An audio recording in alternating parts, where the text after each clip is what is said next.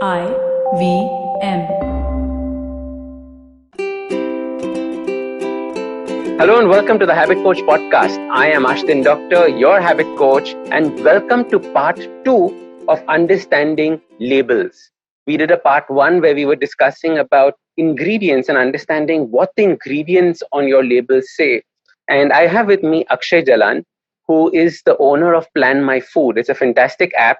And like I mentioned before, PlanMyFood and I do have a business partnership. The No Sugar Challenge is on that app. But this podcast is not about promoting the No Sugar Challenge. This podcast is purely about explaining why we should pick up a product, not look at the front of the label, but turn it around and read what's at the back. Because at the back, you have two very important things. You have the ingredients, which is a list of all the stuff that has gone into making it. And then you have this white box. And this white box always perplexes people. I have people writing into me saying that I don't understand this. How do I even start reading it? Should I ignore it because I don't understand it? And Akshay is here today to decipher this white box to us. And if you don't know what we're talking about, is this box that has numbers on it and letters and strange words on the left. If you haven't already, pause this podcast, go pick up a product from your kitchen or something that you have handy that has this box so that you can follow along and understand what we are talking about. So Akshay, welcome to the podcast once again. Thank you, Ashton. Very excited to be here. Superb. So shall we dive straight in? What is this whole white box? Why do all the products have it? And how do you even start deciphering it? So remember what we discussed last time, that the representation of the products are in two ways, right? The ingredients, which tell you what goes into the product, and nutrition, which is the quality of what goes in the product, which means how does that ingredient or how does that product nourish your body? And let me ask you a question, Ashton.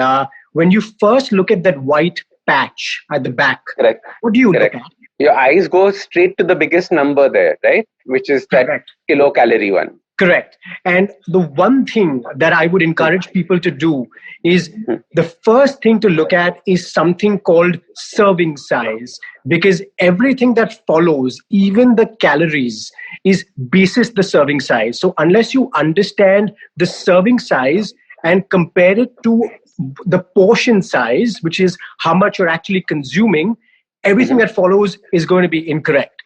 So I'll give you a very interesting example. My favorite chocolate bar is 50 grams.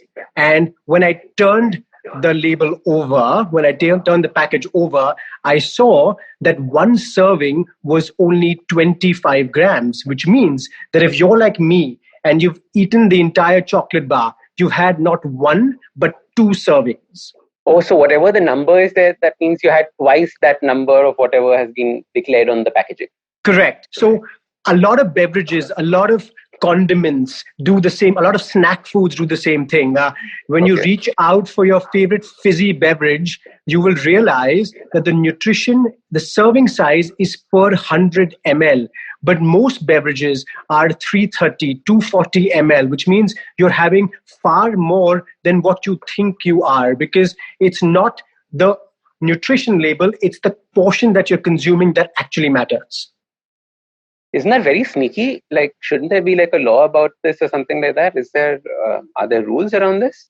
So that is one of the great black holes behind which marketeers can make claims, because at the end of the day, there is no way to ascertain that every beverage must be per 240 ml. There is unfortunately none. Therefore, the key is always to go and look at what does the serving actually mean vis-a-vis the portion that I'm having. Correct. Because I remember seeing this once. We were comparing products in a supermarket, and both the products had such wild, woolly numbers that we took one home and then later on realized that the serving size was different in them. And we actually picked up one with like more calories, more fat, more this, more that, in when we thought about the actual serving size if we compared the two together. Absolutely. And think about it this way, right? Would you rather buy a product which has no fat, or would you rather buy a product that has a copious amount of fat? Right. Now, the key is that if I reduce my serving size, and if a product has less than zero point 0.5 grams of fat, I can still put a zero there. So, yes, so there are lots of ways and lots of tips and tricks that manufacturers use to get away with making a claim like fat free. Obviously, if I put the serving size as 5 grams and my competitor has 100 grams, and one is saying fat free and one is saying, say, perhaps 20 grams or 10 grams, the chances are the product that says fat free might actually have more fat per 100 grams than the guy who's declaring 10 grams per 100 grams. That's crazy. Okay, so big rule of thumb, ignore the front, right? Correct. Don't look at the fat-free bit. Check out the numbers and understand them. Okay, Correct. So we got that. The first one is understanding serving size. So this Correct. is what the per 2 tablespoons, per 100 grams, per 500 grams. That is what we are talking about right now. That's the first line right at the top. Correct. All right. Then what do we go to next? The next thing, Ashton, that I look for when I'm looking at a label is something called trans fat. We discussed this in detail last time round. Trans fat is something that we should all be cognizant of. Now, again, the key and the trick here is any product which per serving has less than 0.5 grams of trans fat can again label the product trans fat free. So the trick here is if you are looking at a product which typically has fat, because the fat is always declared, scan the ingredient list and look for words such as hydrogenated, lard, margarine, shortening, because these are all indicative of trans fat. And again, because we are allowed to declare anything with less than 0.5 grams per serving as trans fat free, you might actually be consuming trans fat and being misled on the nutrition label. Interesting. So in trans fat, it might still say zero. Correct. However, look at the ingredients and see if there's actually any trans fat in it or not. All right. Interesting. Exactly. The third point to look for is the 3 S's. And the easy way to remember is Sasu fat. And Sasu fat. All girls love saying that, and it's something that's easy to remember. So what does Sasu fat actually mean? Sa stands for salt or sodium, Su for sugar, and fat for saturated fat. These are the 3 things that no matter what or who you are, as far as the health spectrum is concerned, you want to limit in your diet. And that's when I want to now introduce something else that you find on the nutrition label. It's called percentage DV. It's a little percentage sign which typically is on the right of the white patch next to each line item. What that basically means is percentage daily value. So if it says 10%, for example, what that basically means is if I have 1 serving of that product, I have consumed 10% of what I should be consuming in the entire day. Now, the rule of thumb for these 3 S's for Sasu fat is try and limit per serving to less than 5%. If you do that, by and large, it's a very easy kind of quick way to ascertain whether a product is okay to consume or not, especially when you're comparing. So if you find 2 products which have less than 5 on these 3 parameters versus another one, pick this one. And the daily value is a set number. That means that nobody can do any funny business on the daily value of whatever nutrient that you're looking at. Correct, Ashton. So the daily value is based on a 2,000 calorie diet, which may or may not be applicable for you, but to standardize it so that, apples are compared with apples, it's always 2,000 kilocalories for all packages. If, however, the manufacturer is trying to do something different, then he or she has to declare at the back of the label per 2,400 or per 1,500. But the rule of thumb, again, is 2,000 kilocalories is what the DV is based on. Fair enough. All right. Great. So instead of thinking about this product has more of this product has less of this, start thinking about it in terms of the percentage of the daily value as well. Correct. And for All for right. products that don't have a percentage daily value, for look for products that have less than 120 milligrams of salt, less than 2 grams of saturated fat, and up to 2.5 grams of added sugars. Okay. All right. So that's a very simple rule of thumb. So about up to 2 grams of sugar is fine, up to 2 grams of saturated fat is fine, and up to 1.25 grams of sodium, correct? Sodium Actually, or salt. 120 milligrams of 120. sodium. Oh, sorry. 120 grams is too much. All right. Yeah. Way too much. Way too much. Okay. That's like multiple times your Correct. daily value. So how many milligrams? 120 120 milligrams of sodium or salt. All right, lovely. So we've got sugar, salt, fat taken care of. All right. Now, what is all the other stuff that is written on it? Correct. So now we look for things that you want to get more of in your diet. And those predominantly are fiber, vitamins, minerals, and protein. These are all important. And like we had the less than 5% rule, here we have the more than 20% rule. So anything that is more than 20% DV, it's good for you. It's something that you want to have more of. Anything above 10%, it's still a good source of. So at least you want to have 10% of these per serving to have the product be considered as a good source or an adequate source of the things that you want more of, which are again fiber, vitamins, minerals, and protein. Very interesting. Why this 20% number? Is it because you're going to be dividing something like this up amongst meals? Like, what is the theory behind it? So essentially, anything above 20% is considered an excellent source by the same, because you are presumably having n number of meals or n number of encounters with food. And if you're getting 20% of more in each encounter, then the chances are that you will meet your 100% quota, which is what we all want to achieve, right? We want to have enough of these so we are not deficient in them. And the way to do so is to try and maximize them by having products or seeking out products which will give you 20% or more, or at least 10% or more. So you increase the odds of reaching the 100% in a day. Interesting. Okay. So the stuff that we should be avoiding, less than 5, stuff that we want more of, more than 20%. Perfect. Correct. Loving this. Okay. Great. Now the fifth one. Right. The fifth one is a little bit interesting now, because here we're going to do something called check for missing nutrients. And this is all around us. So when you pick up your favorite packet of crisps or chips, right? Yeah.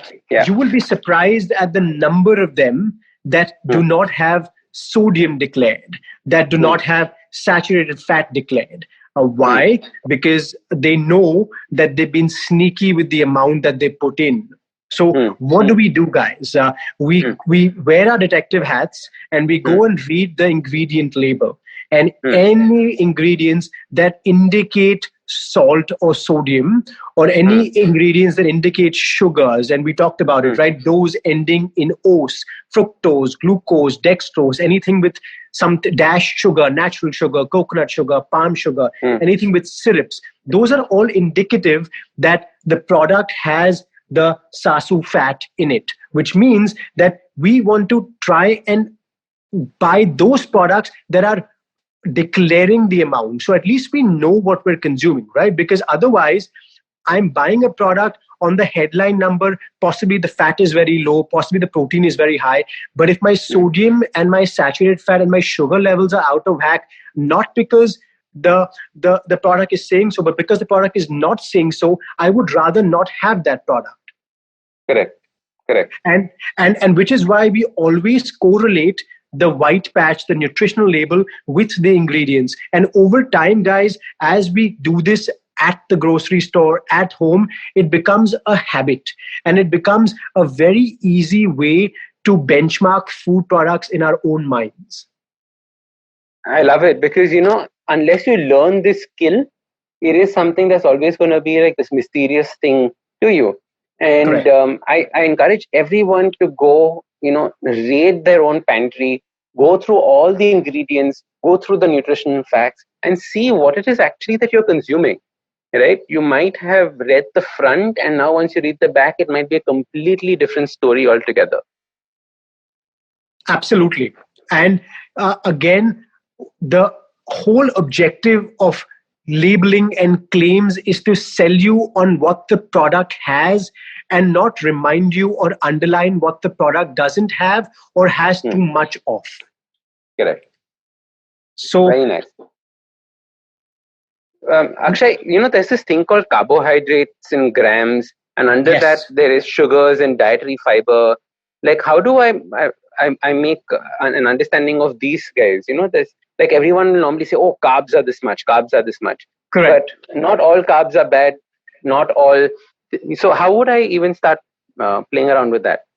So, which is why in our 5 rules of reading a nutrition label, we have not discussed the total carb number, because what we've done instead is focused on the 2 components of carbohydrates, which are namely sugar and fiber, right? Okay. And we have ascertained the fact that sugars, especially the added ones, are not suitable for us. Therefore, we should have less of those. And dietary fiber is beneficial for us, and we should add them to our diet. So rather than read the headline number of total carbs, if we instead focus on the quality of the carbs, which is divided by sugars and fiber, we are far better off, and we'll be far less fooled or far less confused when we are comparing A with B with C.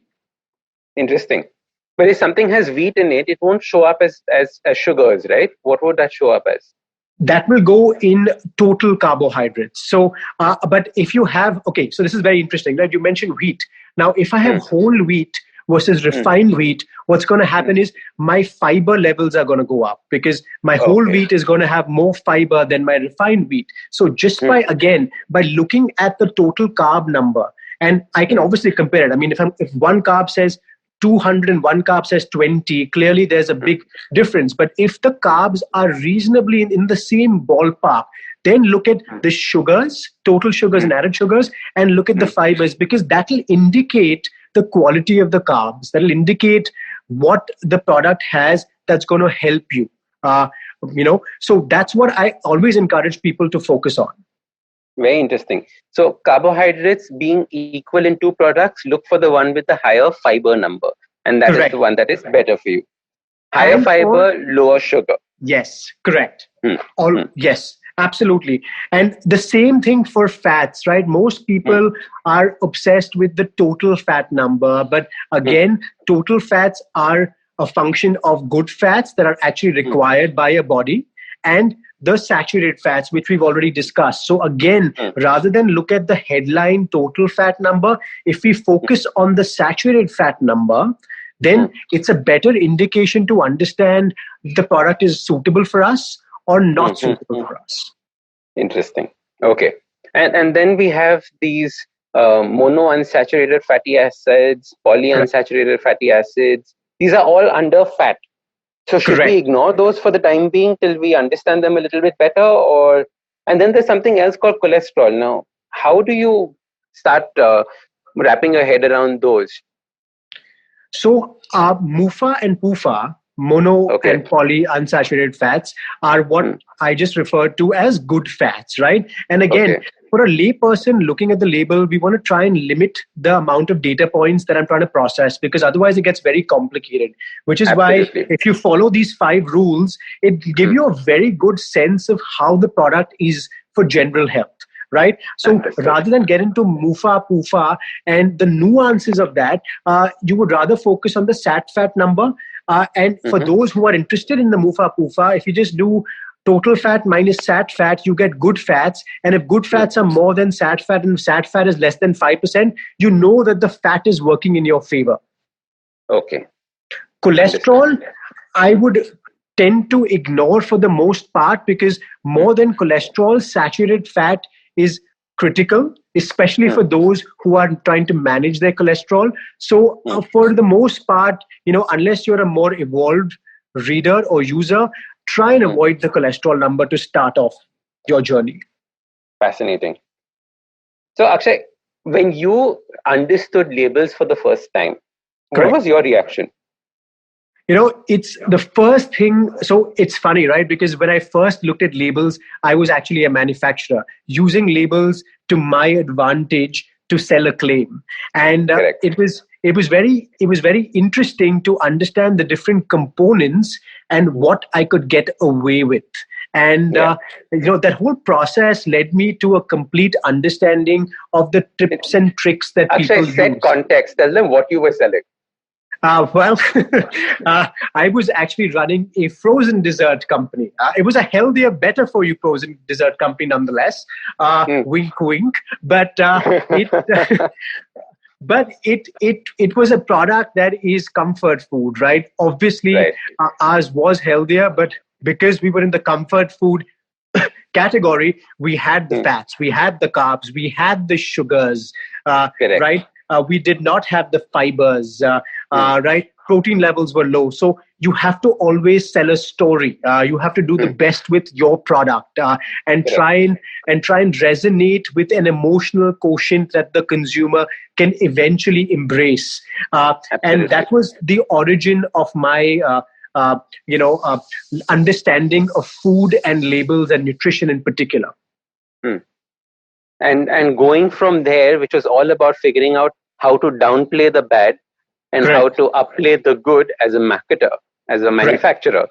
You then went around and started this company, which is the exact opposite, which is all about upplaying the bad, downplaying the good, or at least saying that this is good, but making sure that you know what to avoid, right?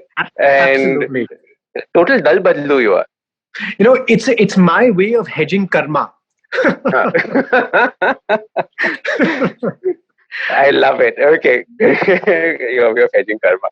So Akshay, quickly explain to us what is PlanMyFood and how people can use this to demystify labels so that they don't necessarily need to become an expert like you on this, but still understand what they're putting in their body. So we've spent the good part of an hour now talking about ingredients and nutrition and understanding how they affect our goals. The beauty of each person is that we're all different, and therefore we have different goals, different needs, different nutritional values that we need as our daily value 100% target, right? What PlanMyFood does very simply is with a scan of a barcode or a search of a product, it factors in the ingredients, it factors in the nutrition, and it matches that per your specific goals and needs and gives you a score from between 0 and 100, letting you know how good that product is for you.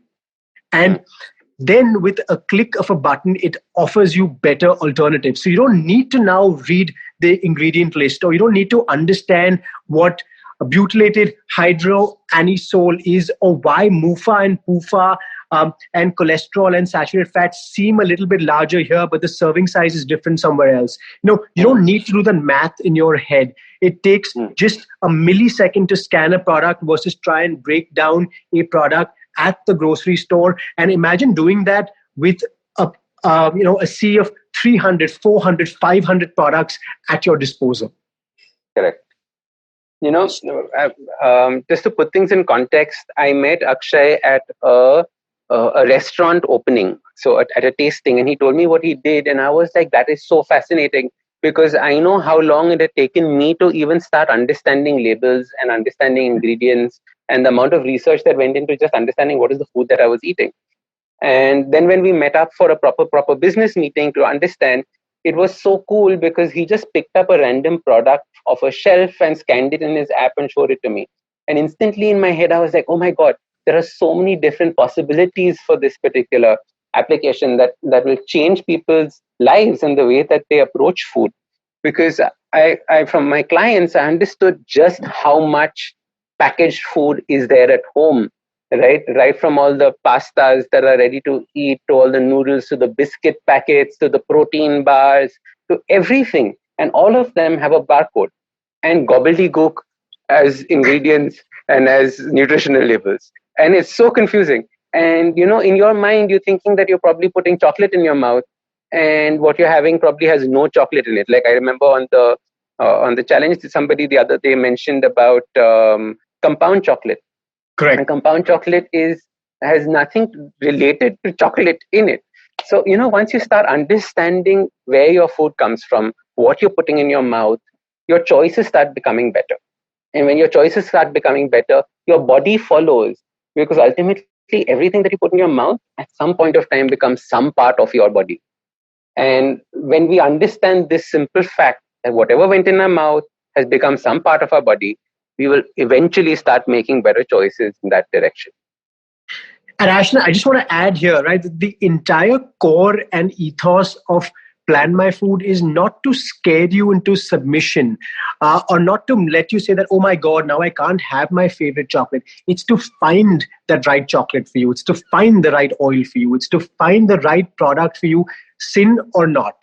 Because Correct. We're all allowed to eat everything. But if we know what's in our food and we know how it's impacting our bodies and we make the right choices basis that knowledge, we're going to be far ahead in our health journeys than most. Absolutely. Absolutely. Akshay, thank you so much for this masterclass in understanding labels, understanding ingredients, understanding nutrition information. I know it's going to benefit a lot of us. How do people get in touch with you? How do people try out PlanMyFood? What is the way forward for somebody saying that this sounds interesting? I need to seek a little bit more help in understanding this. I would encourage everyone to download the app by following the link on the podcast. It's available on both the app and the Play stores. It's PlanMyFood, one word. And would love feedback, guys. I mean, one of the things that we hold very, very important is customer feedback and engagement. So write to us at info@planmyfood.com. We would love to hear from you, the good, bad, and especially the ugly. And take a chance, give it a shot, download the app, scan a barcode. You'll be surprised at what you find. And remember, guys, the reason you're doing this is because we care about your health, and healthy eating is not intimidating. It's just a scan away. Love it. It's not intimidating. Absolutely. Once you know, you can start making better choices. Thank you so much, Akshay, for coming on the Habit Coach podcast. I absolutely loved this. And I learned so much. I had no idea that we could just break it down into these 3-4 things and understand that white gobbledygook label. Thank you so much. It's been an absolute pleasure. Thank you again. My pleasure. If you like this podcast, don't forget to check out other interesting podcasts on the IVM network. You can listen to us on the IVM Podcast app or ivmpodcast.com. You can also follow us on social media. We are at IVM Podcasts on Twitter and Instagram. If you want to reach out to me, I am Ashdin Doc on Twitter and Instagram. You can find lots more information on my website, awesome180.com, or check out different content on my YouTube channel called AWESOME180. That's Awesome 180. I hope you enjoyed that show. So another really fun week on the network. I don't know if you saw this, but Varun Thakur was on Advertising is Dead. That was a really, really fun episode. Besides that, we've had some great guests all over the place. We had Ram Madhvani on Cyrus Says. We had Saurav Mukherjee, a legend in the finance space. He was on Pesa Vesa. He and Anupam have co-written a book, so definitely do check out that episode and go buy their book too. I mean, that would be another great thing to do. Uncle Pleasted had a really, really cool episode with hosts of our other show, Mr. and Mrs. Binge Watch, Anirudh and Janice. They were talking about celebrity culture and how that's progressed over the last few years. And yeah, it's just been a really, really great week. One episode I do want to shout out. A couple of weeks ago, Pulyabazi did an episode which was just amazing. They were talking about the letters between Mahatma Gandhi and Rabindranath Tagore. Do check those out. Those are really good. And with that, hope to see you again next week. Have you ever wondered how successful people do their thing? How do they navigate the challenges they often face? Are you wondering about the future of restaurants, film, education, technology, and everything else in between? Hi, I'm Gauri Devidyal, best known for being one of the brains behind The Table, an award-winning restaurant in Bombay. One thing my life as a restaurateur has given me is the opportunity to meet with some truly inspiring people, most often just by chatting with strangers at the community table. And that's what this podcast is about. It's about learning the new dimensions of business and understanding how different people swim this sea. It's an opportunity for me to pick their brains and ask them all the questions on my mind, whether it's about learning from their past experiences or talking about future trends. Through their journeys, stories, and insights, I hope you too, like me, will come away inspired and energized. So come, join me every Wednesday with your favorite drink because this round is on me.